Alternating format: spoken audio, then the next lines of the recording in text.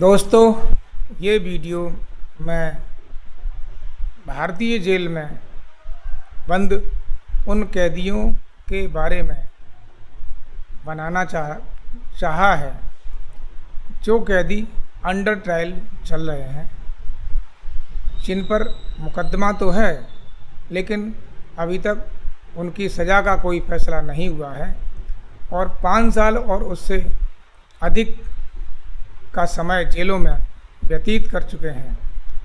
ऐसे कैदियों की संख्या लगभग 1% है, जिसमें सर्वाधिक कैदी दिल्ली और बिहार की जेलों में बंद हैं। मान लीजिए अगर ये कैदी को सज़ा 5 साल की होती है और वो 15 साल या 10 साल पहले से ही जेल में बंद है, तो इस सज़ा का क्या महत्व है और उसके जीवन के 5 साल बिना किसी मतलब के जेलों में बंद रह करके बर्बाद हो गए। वह 5 साल में हो सकता है कुछ न कुछ करता, अपने परिवार के लिए, अपने परिवार से दूर भी रहा और उस अपराध बोध से भी ग्रसित रहा जिस पर कोई फैसला नहीं हुआ।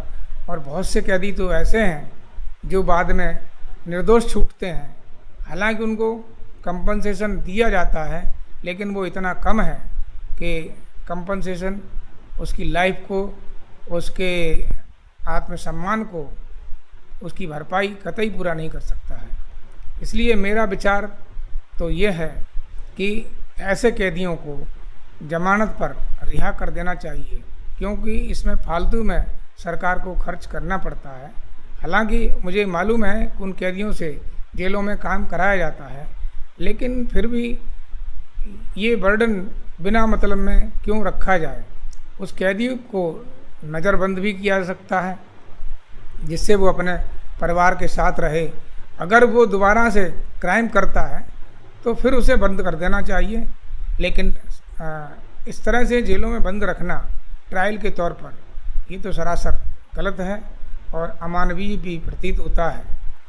इससे मनुष्य का जीवन पूर्णतः बर्बाद हो जाता है, क्योंकि बहुत से केस जिसमें द्वेष भावना से लोगों को फंसा दिया जाता है, अगर वो गरीब हैं तो वो किसी भी कीमत में जेल से बाहर नहीं आ सकते हैं।